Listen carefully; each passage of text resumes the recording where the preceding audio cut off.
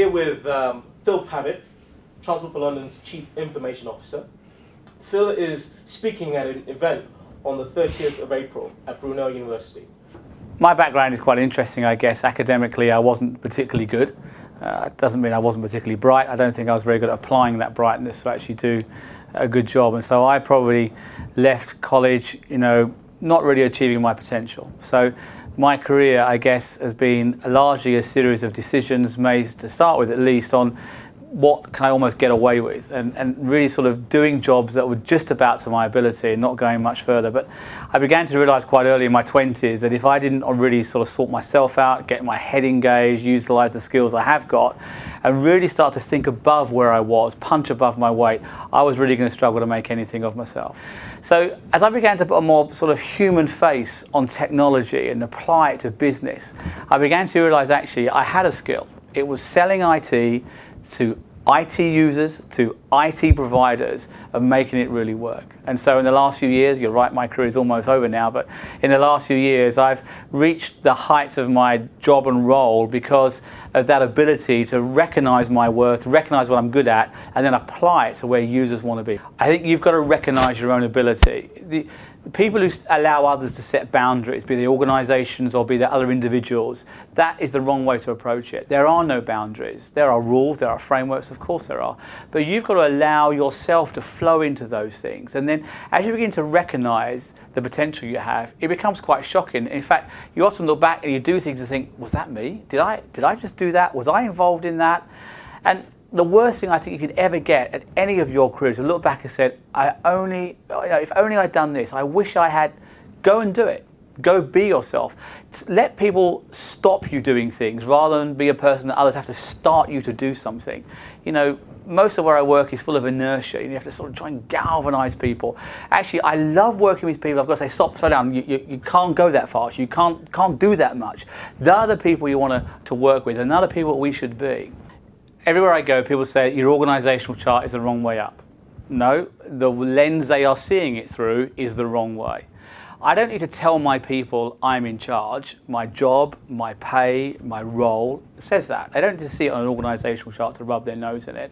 In fact, I am the servant of my team. So I always put myself at the bottom because my job is to run interference, to resolve issues, to allow them to flower and go and do their thing, to be successful, to express themselves, to manage their teams. I'm not a micromanager by nature anyway, but my job is to be at the bottom, facilitating them reaching out to the customer, be it the internal customer in business or the external customer. And that's a critical part of what I do. Now, a lot of people say to me, oh, it's the wrong way up, or our systems don't allow you to do it that way up. Well, fine, I changed the systems so you can have it the right way up in my view. But it's a philosophical statement, as well as a practical. People look at it and go, wow, it's philosophical, because that's exactly how I want to lead. My job is not to drive, my job is to facilitate. And some of that sounds pretty wishy-washy, and I bet you get really bad results, and people do their own thing. Well, you can read my results for themselves. I have some of the most outstanding results in the IT industry in the UK, all documented, all there. People have saved and gained loads through what I've done, and it's through releasing an organisation by not being its overt and deliberate top-down leader, but by being its facilitator. It's critical. One of the things that I've seen is your door is always open.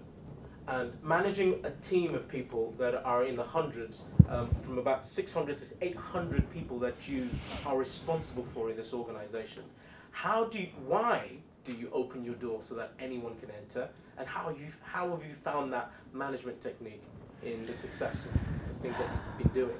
Yeah, an open door policy, is a pretty old hat, and you don't always see it. I mean, people talk about it. I think it's around your accessibility. You don't want to have your door open in inverted commas so much that you actually can't get your work done because people bog you down with every piece of trivia.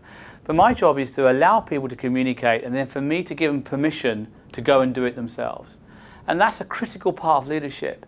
They come in and they say, what should I do about this, Phil, the first time? And then the second time, then the third time. But by the third or fourth time, they know themselves what to go and do. They don't come in again because they feel empowered to go and do that.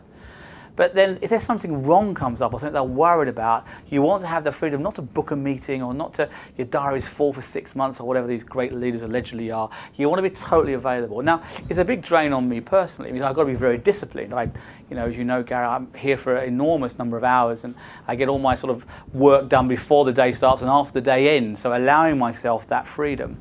But it is a critical part, because if people feel that you're interested, remember, I may get someone come in and talk about a communications plan, the next person comes in and talks about crisis on application A, next person comes in and talks about a telephony problem, and their thing is filling their world. I may have 40 or 50 of those conversations a day, and I'm meant to how to remember all of that stuff, and manage it.